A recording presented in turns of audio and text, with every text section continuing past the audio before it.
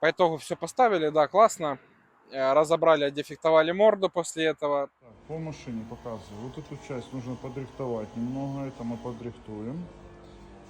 Сейчас, в данный момент, по лонжеронам визуально никаких нареканий, все хорошо. Опять же, это все проявится конкретно после сборки, когда будет новая установчая панель, так называемая. Вот, будет новая установчая панель, это будет уже потом понятно, ну и при сборке, опять же, всех этих вещей. Потом по радиатору, вот есть куцно, он набила пылью, здесь утечка. Ну и вот в таком вот состоянии. То есть вот здесь примята, вот здесь что-то заметано, она целая. То есть вот в таком он состоянии, так называемый радиатор кондиционера. Я считаю, что можно попробовать восстановить. Вот, будем пробовать восстанавливать. Радиатор двигателя окей, целый. Поэтому вот такая ситуация. Ну, интеркулер условно целый тоже. Поэтому пока в процессе вот так.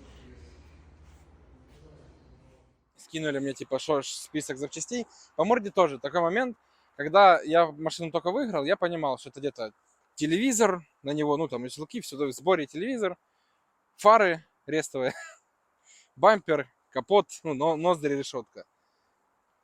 Как я ошибался, там все не так просто.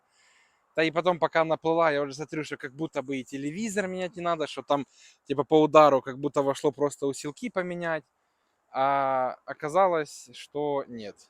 Телевизор все-таки пришлось заказывать, искать. А еще тоже момент, когда я просчитывал примерно ремонт машины, я открываю OLX и смотрю телевизоры, оно что-то тоже. Ты смотришь, цепляешься за самую дешевую цену и думаешь, ну четко, типа, все, цена дешевая будет, и от нее отталкиваешься в расчете.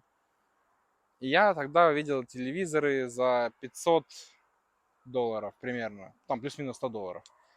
Да, оказалось телевизор 1200 в сборе. Плюс я еще абсорберы отдельно заказывал.